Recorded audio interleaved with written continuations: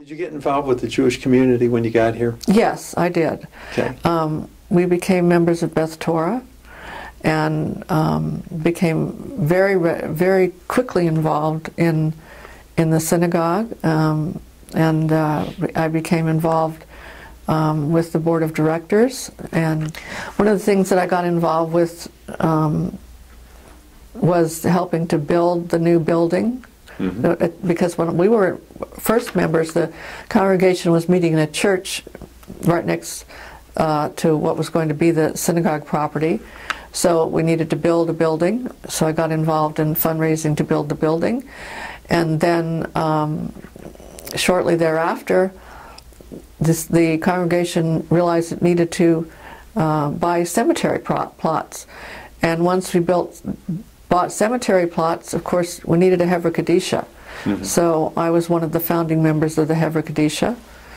Excellent. And I've been involved in Hevra Kadisha societies ever since then, and continue to this day. I've served for 6 years as a volunteer on the Akiba board, served on the board for 6 years, and was tapped to take over for a number of years the responsibility of fundraising for the grandparents. Proudly raised the level of participation from grandparents from 7% to about 49% over a 2-year period. I've also helped volunteer with JFS in a number of programs, their food pantry, the Inclusion Project, and hope to get involved with the resale shop because I'm one of their most avid shoppers, and Michael Fleischer claims he's going to give me my own private parking place.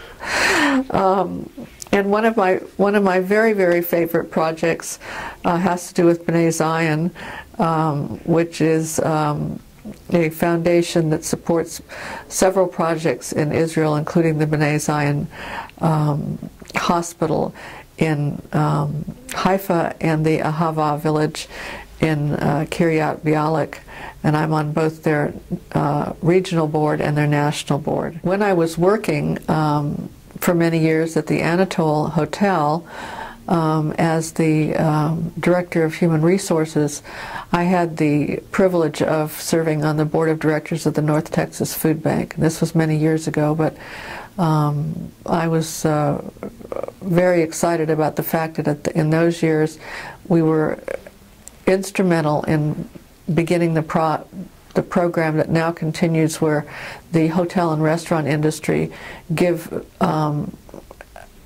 large portions of food to the food bank, which is distributed to the homeless shelters in Dallas. Yeah. Out of all the projects you've worked on, what's the one that gave you the most joy? The Sarah Shanahoff Memorial Medical Equipment Gemacht, which is something that I started right after my mother passed away. My mother moved here in 2006 after my father passed away. Sorry. And at the time she was 90 years old, and she originally lived in Town Village North, and then when she needed a greater level of care, she moved to the Legacy Preston Hollow. When she passed away, I was fortunate enough to give most of her clothing to 2 of my friends, but she had a walker and a wheelchair and a few other pieces of medical equipment left, plus 1 dress, and it was a very fancy dress. So I gave the dress to Rachel Leah Rosenberg, who has what she refers to as a bridal gemacht. Now, if you don't know what a gemacht is, I need to tell you so understand this whole thing. A gemacht is kind of it's a lending closet, to put it kind of in broad terms. And these gemachts are very well known on the East Coast in the Orthodox communities, where you have things that you lend out to other people. So many years ago, Rachel Leah started this lending closet for bridal gowns and mother of the bride things. So I took this dress to Rachel Leah, and she happened to mention to me that she also keeps a wheelchair in the A-roof in case anybody needs one. And when I mentioned to her that I had these things of my mother's, I didn't know what to do with them. She says, "Why don't you start a medical equipment gemacht?" And I said, "Well, that sounds like a good idea because I have my mom's stuff, and I also happen to have a very large shed on my property." So I started this medical equipment gemacht in my mother's memory. That was in 2010, 3 years ago. Right. And now, and I advertise it on Shellygrams and other places in the community. And now I have this shed full of probably a dozen wheelchairs, lots of walkers, lots of shower chairs and bedside commodes and crutches and so forth. And everybody in Dallas, Jewish community, knows about it. And these things are coming and going all the time, being lent out to people that need them either for short-term or long-term use. And to me, I'm very proud of this as a service to the Jewish community. Sure. And that's something that I did personally in my mother's memory, and I'll continue to do it as long as Hashem gives me the ability to provide the service. Carole, 1946 Los Angeles. Let's go back. What do you remember when you were just a little girl? One of the things I remember is that my mother used to knit a lot, and I would sit by her side eating sour cream and strawberries and say, "Knit one, purl two." Sour cream and strawberries. Yeah. That was your treat, huh? That was my, well, it was sort of my treat. Plus, I have a cousin who's 3 months older than I am, and our mothers would take us to the farmer's market in Los Angeles. That was kind of the daily outing. We'd go in our strollers to the farmer's market, which used to be really a real farmer's market. It's not like it is today, which is a real tourist hangout. Now, you were born right after World War II. Right. Was your dad in the war? My dad had been in the military in the early 40s, but he had a bad back, and I don't think he ever really served for any long period of time. But he had been in the Army Air Corps. What did your folks do? My father was a jeweler, and my mother was a homemaker. Your grandparents, do you remember them at all? I remember my grandmother on my mother's side. She lived with my mother's younger sister, my Aunt May. And I remember her a lot because I used to see her a lot when she was living with my aunt. My mother's parents came from Kiev in 1906, and the story I was told is that my grandmother came first, and my grandfather came. They were engaged at the time. My grandfather came shortly thereafter to escape the Tsar's army, and instead of using his own name, he came with one of my grandmother's cousins, using my grandmother's name. They came as a supposed married couple on a ship, and when he got here, he married my grandmother, and they actually continued to use my grandmother's name, so never did find out what the original family name was, because the name went on to be Cooper, which was my grandmother's original name. And what did they do for a living? My grandfather made things out of copper. My grandmother was a housewife. My grandfather died before I was born. Okay. And then when did you move to San Diego? We moved to San Diego when I was about 8 years old. My father had been working for a company called Finlay, a company out of New York. They managed leased department stores, and so they moved my father to San Diego to open a department in the May Company stores in San Diego. Right. And that's when we moved to San Diego. Yeah. And what was life like in San Diego? What did you do as a child? A fun day was getting on my bike and riding around the neighborhood and hanging out with friends and doing things that really you can't do anymore here, because you can't go out by yourself and not come back till the end of the day. Right. We'd actually go out and do things like hang out in the rafters of homes that are being newly built and eat candy bars and roam around the canyons. I mean, we lived on a mesa, and we'd go down in the canyons, and my parents wouldn't know where we were until the end of the day. Did you ever drink water out of a hose from somebody? Yeah, of course we did. And we'd play around in the hose and bathing suit. We'd just be careful we didn't run into snakes. Where'd you go to high school? I went to high school in San Diego at Crawford High School. In fact, this year it's going to be our 50th high school reunion. I'm going to go back for that. I'll be staying with my friend Nina, who I've maintained a very close friendship with. I've known her now for almost I guess 58 years. She's like a sister to me. But there were 2 years that we actually came to Texas. Between 1959 and 1961, my father was sent on a 2-year assignment to Fort Worth. So I came to live in Texas for 2 years. It was before the Civil Rights Movement. Dad was sent out here to open up the department at Monig's, which no longer exists, in Fort Worth. And I remember a day going with Dad into the Monig's department store, and I said, Daddy, I need a drink of water. And I went to the water fountains, and I came back and I said, Daddy, what color is the water? And he looked at me kind of funny. I said, Daddy, what color is the water? He says, what do you mean? I said, well, there's one fountain that says white and one that says colored. And coming from California, I had no idea what that meant. Right. Well, I found out very quickly, because these were the days of segregation, and I wasn't used to that in California. Well, I found out in Fort Worth, in those days, that not only did the people there not like, and I'm not talking about the Jewish community, because the Jewish community was very nice, but most of the people didn't like Jews, they didn't like Catholics, and they didn't like blacks. And we were only there for 2 years, and I was very glad to get back to California. What was high school life like for you, with you and your friend? Oh, high school life was I guess, pretty normal. I mean, we had a group of friends that we hung out with, that we were very close with, and mostly Jewish kids. And we had parties, and my girlfriend and I were very close, and we used to have slumber parties at her house, and her dad was really funny. I mean, he'd joke about getting up on the roof with a rifle and keeping the boys away. Now, when you go back for your 50th reunion, yes, you're going to go back in a hat. Would they have known you to wear hats? Did you wear hats back in high school like that? Oh, heavens no. They wouldn't have known anything about Well, tell hats. me the story about the hat. When I first came to Dallas, I belonged to Congregation Beth Torah, and it was typical to wear hats for Shabbat, so I would wear hats for Shabbat. And then I didn't wear hats anymore except for Shabbat.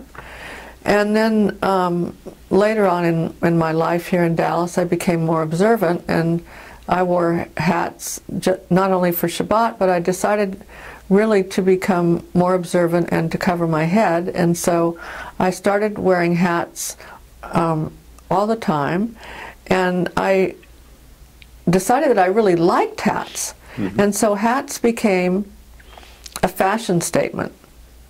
And I got into hats for not just the observance idea, but also for a fashion statement. So I started buying hats at garage sales and estate sales and resale shops. And then every time I would go to Israel, I have a favorite hat factory, Imaga, which is in Talpiot. And I go there on every trip, and I've been to Israel 17 times. And so I bring back hats from Imaga. In fact, this is one from my hat factory in Israel. And I'm now sort of known as the hat lady. It's sort of a funny thing. People say, well, we don't know you if you're not wearing a hat. I've had people stop me and say, oh, is that you, Carole? I didn't recognize you. You're not wearing a hat. So I guess hats are just something that I really love. And that's the story of the hats. Well, after high school, was it college, or did you go to work? Oh, no, I went directly to college. We lived very close to San Diego State University. We were 2 blocks away, and my parents, we had a modest lifestyle, but we were not able to afford me to go to wait school, but I had very, very good grades, and I went to San Diego State University. I was very driven. I went through college with honors in 3 years, majored in psychology.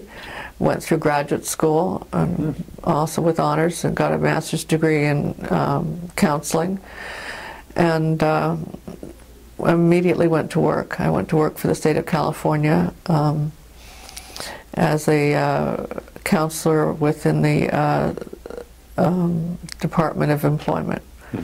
Well, now, you had bad experience first time you came to Texas for those Yes. 2 years. But then you came back. Yes, I did. Okay. What made you decide you were leaving the West Coast, the beaches, the sunshine, to come to the heat of Texas? Well, I was married at the time to my ex-husband, and he had a promotional opportunity with his company, and we moved to Dallas in 1980, which is now 33 years ago. So it was a great opportunity for our family, and we moved here. We moved to Plano at the time, and Dallas was so different from Fort Worth, and Texas really, and the people were so different at the time. I was quite amazed. The first time I went to the grocery store, someone offered to carry my groceries out. That had never happened in California. That just was amazing to me. And the other thing that just kind of floored me was that I would walk down the street in my neighborhood and people would say hello. Mm-hmm. And quite frankly, in California, if a stranger came up and said hello to you, you'd think they'd just been released from a mental institution. So your second impression of Texas was much better. Absolutely. Absolutely. Yeah. Texans are very friendly folk, and we integrated quite readily into the environment. And Did you tell me about meeting your husband now? oh my goodness. I had been single in Dallas for about 10 years. Mm-hmm. I was in my early 40s, and I was going through the usual dating scene here. At the time, the JCC had profiles, and there were lots of other ways to meet Jewish singles, but this is not an easy city to meet somebody in. At one point, I had put an ad in the Texas Jewish Post. This was the time when the Texas Jewish Post was actually doing singles ads. I had actually met somebody and taken the ad out. At least I thought the ad was out. I had stopped dating this particular gentleman. Several months later, after I thought the ad was out, I get this letter in the mail, and I'm thinking, well, what's this all about? I thought the ad was out. Well, it turns out they put it back in as a filler. It was so funny. So here I get this letter from my husband-to-be. We go out on a date, and he takes me to the symphony.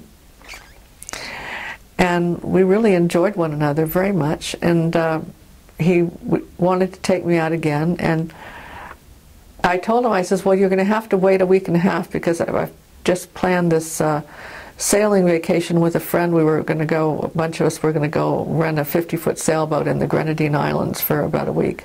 He had to wait a week. I had this great trip to the Grenadine Islands and was talking about Yoram the whole time I was gone.